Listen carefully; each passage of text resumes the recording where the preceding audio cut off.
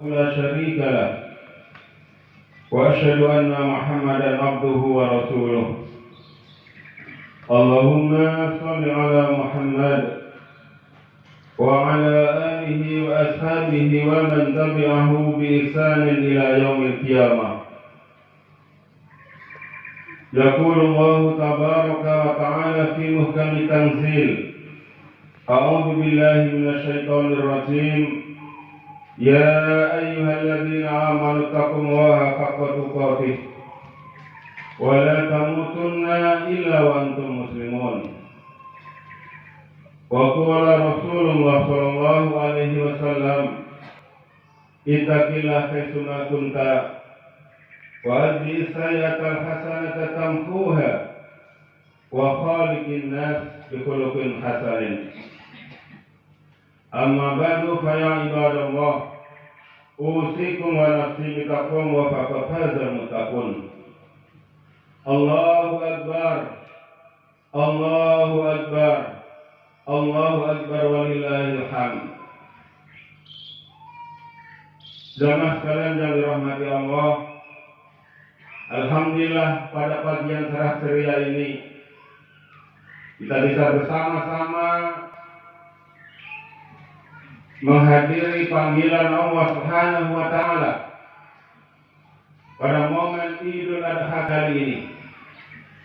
Tentu yang terbaik dan yang utama ialah menguatkan ketakwaan kita kepada Allah Subhanahu wa Ta'ala dengan melakukan seluruh perintah-perintahnya dan menjauhi larangan-larangannya.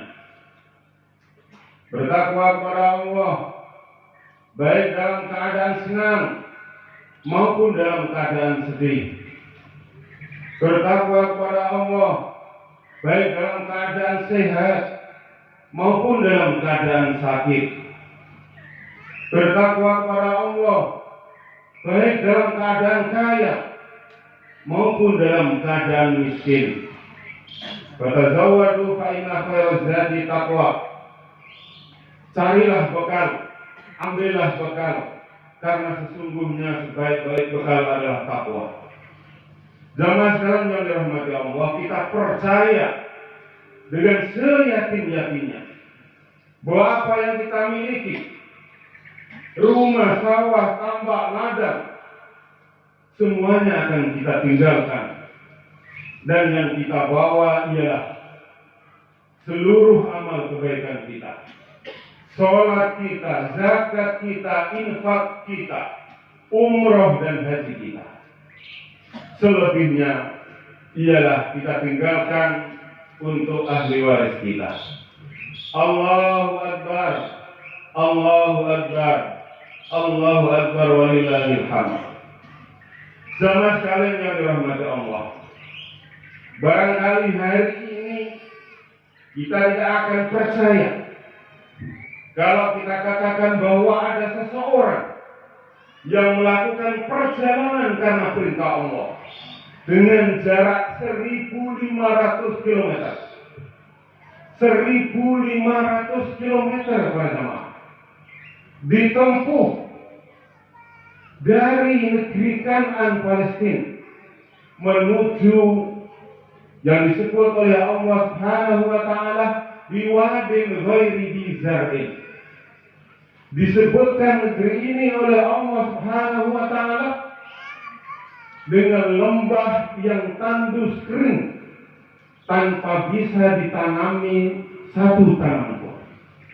Negeri itu ialah negeri Mekah, yang hari ini jutaan kaum muslimin datang berbondong-bondong untuk beribadah kepada Allah, datang untuk mengadu kepada Rabb atas dosa-dosanya. Dahulu Ibrahim Khalilullah mengadu berdoa kepada Allah, Rabbi habli minas sholihin. Ya Allah, karuniakanlah aku anak yang soleh. Kita tahu para jamaah bahwa Nabiullah Khalilullah Ibrahim lama sekali diuji oleh Allah tanpa mempunyai anak keturunan. Bertahun-tahun menikah dengan Sarah tanpa dikaruniai anak. Setiap malam Khalilullah mengadu, menghibau, meminta kepada Allah untuk dikaruniai anak. Kemudian datanglah karunia itu berupa Ismail. Namun tidak lama setelah Ismail lahir, belum menginjak dewasa, masih bayi, Allah perintahkan pada Nabi Ibrahim untuk membawa Hajar dan Ismail mengarungi perjalanan yang tidak masuk akal, yaitu 1.500 km. Jemaah yang dirahmati Allah, kemudian singkatnya Hajar dan Ismail hidup di lembah yang kemudian muncul air sumur Zam-Zam yang kemudian mendapatkan perlindungan dari kabilah Jurhum. Dari kabilah Jurhum inilah nanti kemudian beranak pinak melahirkan manusia yang paling mulia di dunia ini. Ialah Nabi akhir Rasulullah Muhammad sallallahu alaihi wasallam. Allahu Akbar, Allahu Akbar, Allahu Akbar walillahil hamd. Di dalam surat As-Saff komplit Allah menceritakan secara detail bagaimana perjuangan Ibrahim, bagaimana pengorbanan Ibrahim dan Ismail. Falamma balagha alaihi syai'a qalu, maka tatkala Ismail ini menginjak dewasa, kemudian diperintahkan sekali lagi Ibrahim untuk datang ke Mekah. Bukan perjalanan pendek berbulan-bulan. Dan kemudian perintah Allah sekali lagi di luar nalar manusia. Setelah tumbuh dewasa Ismail ini, perintah Allah apa? Sebuah dialog. Kalau kita cermati, kalau kita amati, bisa menitiskan air mata. Dialog itu ialah, ya bunayya inni arafil manam inni adbahuka.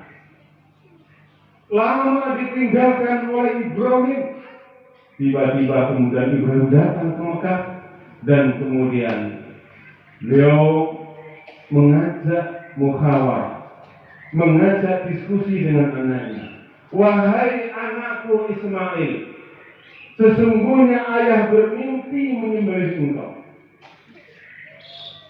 Kamadaka, apa pendapatmu? Tentu kalau ucapan hari ini kita suguhkan pada anak-anak kita, pada anak-anak cucu kita, tentu hal ini tidak dimasukkan. Apa jawaban daripada anak soleh ini? If'al ma tu'mar satajiduni insyaallah minas sabirin. Wahai ayah, kerjakan jika itu adalah perintah Tuhanmu, dan aku akan bersabar. Sepanjang sejarah manusia hidup, kejadian ini tidak pernah terulang. Sepanjang Allah menciptakan bumi dan langit, baru kali ini dialog antara anak dan ayah seindah ini. Jamaah yang dirahmati Allah, mari kita belajar daripada Ibrahim menjadi sosok ayah yang baik, ayah yang komunikatif, yang selalu mengajak anaknya untuk diskusi dalam beberapa masalah. Tidak sedikit sosok ayah yang arogan, tahunya hanya marah dan marah kepada anaknya. tanpa mengetahui persoalan. Dan tidak sedikit juga sosok anak yang membantah, yang menyakiti hati orang tua. Tentu ini perlu pengorbanan, tentu ini perlu perjuangan. Baru-baru ini viral di media sosial bagaimana teganya seorang ayah selama bertanya sendiri. Berapa anak? 7 anak. 7 anak begitu lahir dibunuh dan dikuburkan. Baru-baru ini juga kita dihebohkan di Bukit Tinggi. Bagaimana seorang ibu 11 tahun bersetubuh bersenggama dengan anak kandungnya.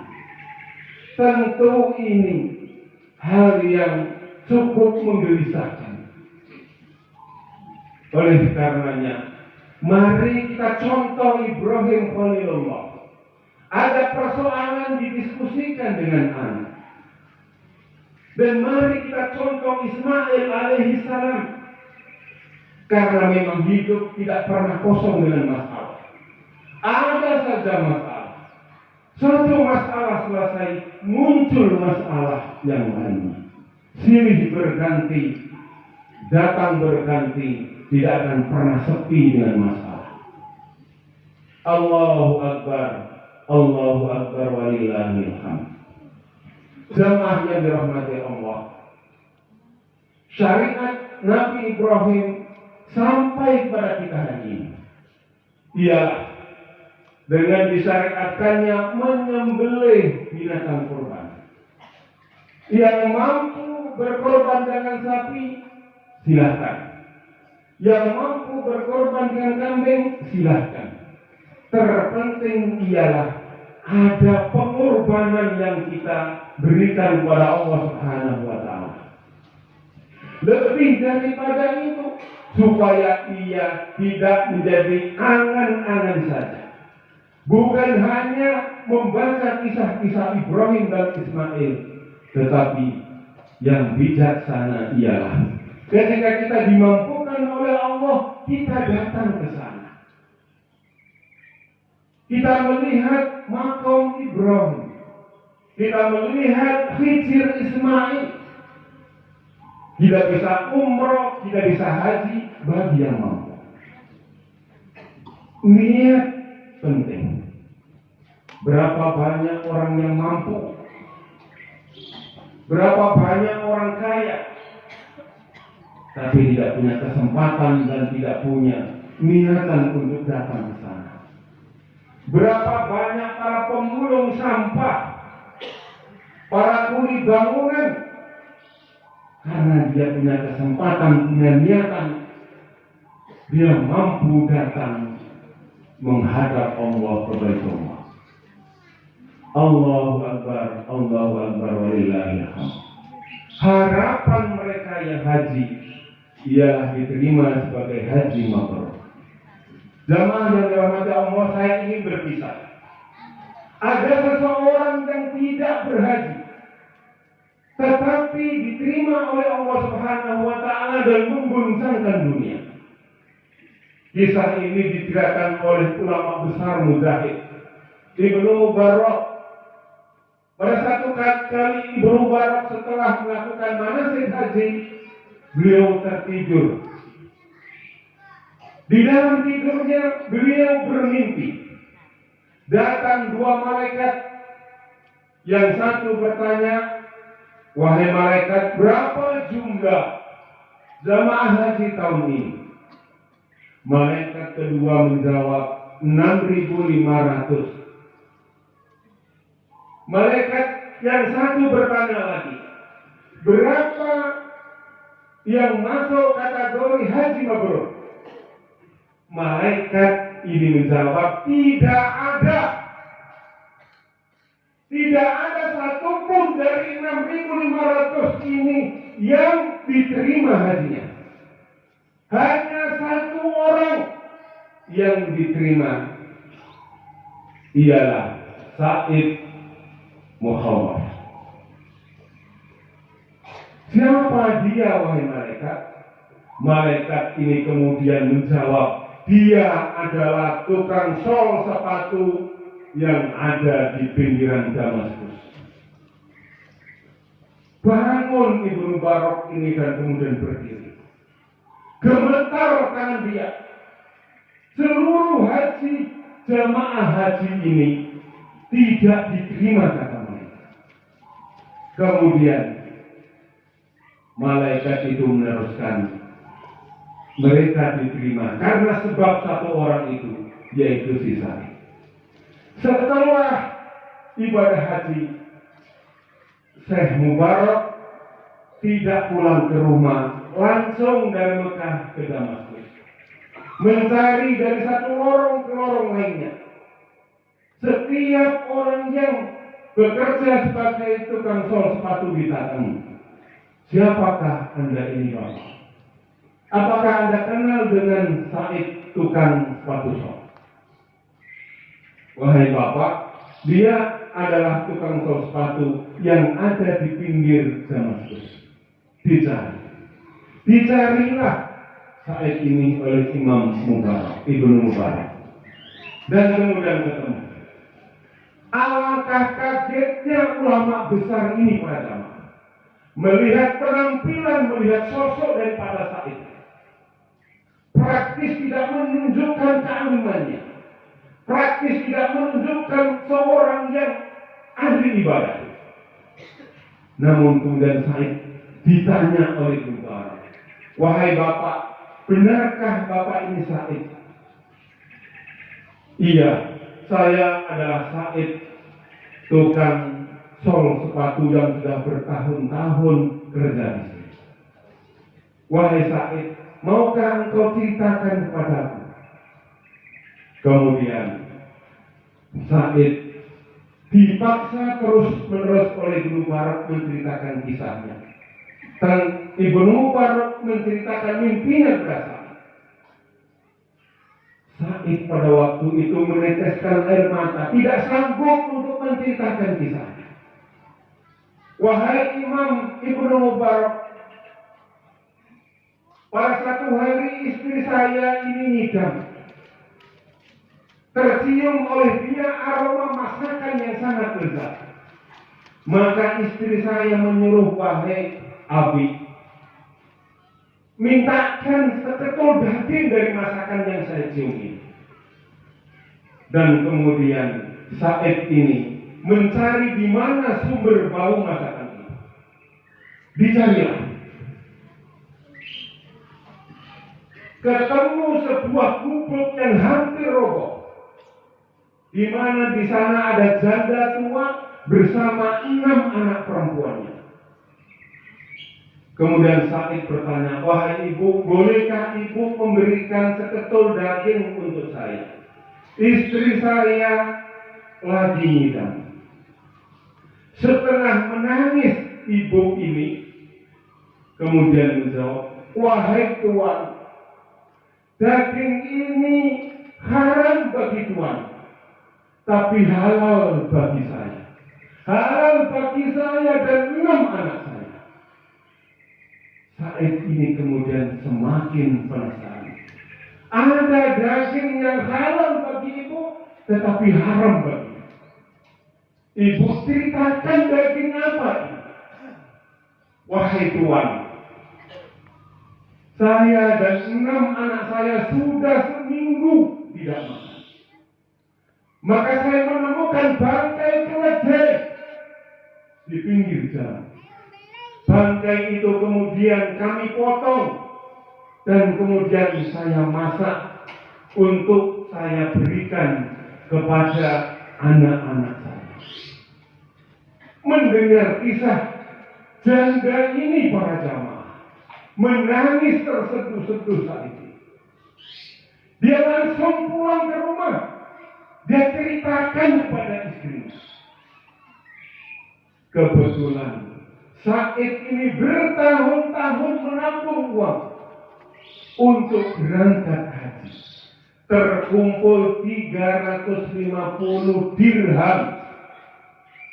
Dan kemudian 300 50 dirham itu oleh istrinya disuruh membawa. Abi, ambillah uang haji, berikan kepada janda ini. Dan kemudian Sa'id memberikan seluruh tabungannya yang mau digunakan untuk ibadah haji. Diberikan semuanya kepada ibu ini untuk dibuat makan, minum, supaya bisa melangsungkan hidup dan kehidupannya.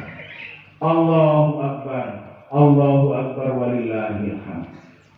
Jemaah yang dirahmati Allah, hidup itu penuh pengorbanan. Kalau kita ingin masuk surga, ada yang perlu dikorbankan. Saya juga ingin mengisahkan sebuah kisah yang mudah-mudahan menjadi inspirasi kita. Kisah ini terjadi di Damaskus juga. Ada seorang ahli kubur namanya Abdurrahman. Bertahun-tahun kerjanya dia ini menggali kubur. Satu ketika datang seorang ibu, "Wahai bapak, bantu aku buatkan satu liang kubur." Dibuatkan. Dan tidak lama kemudian ibu ini dengan beberapa orang datang membawa jenazah ini.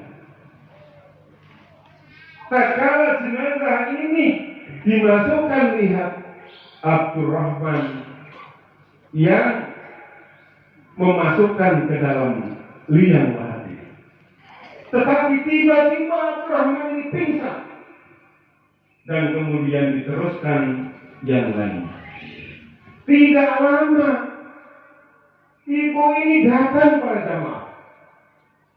"Wahai bapak, buatkan satu liang lahat untuk saya." Tidak lama datang ibu ini membawa jenazah.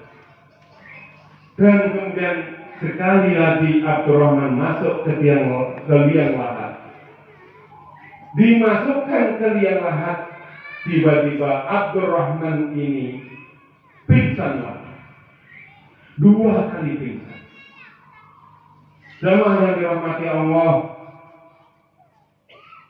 akhirnya penasaran Abdurrahman ini dan mengejar kepada ibu ini. "Wahai ibu, bertahun-tahun saya menjadi penggali kubur, belum pernah saya mengalami seperti ini.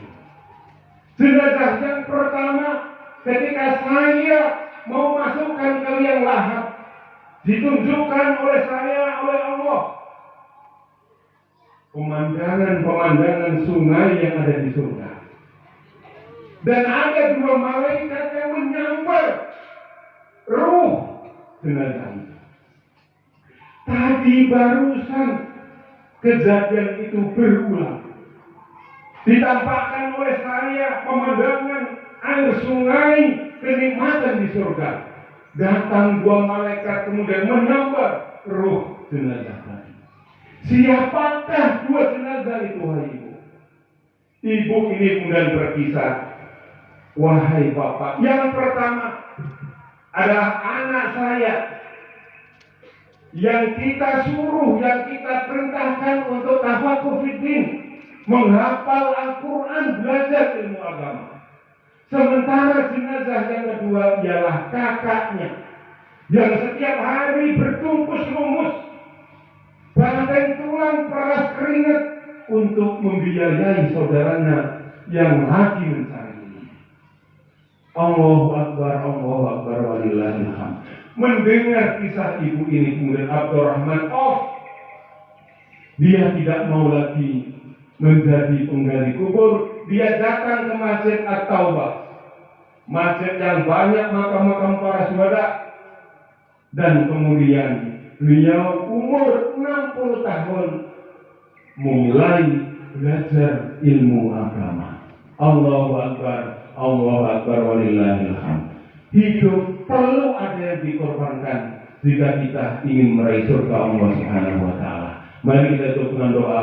Mudah-mudahan Allah Subhanahu wa taala mengampunkan dosa kita dan memberikan imbalan pahala kepada kita. Innallaha malaikatahu yusholluna 'alan nabi.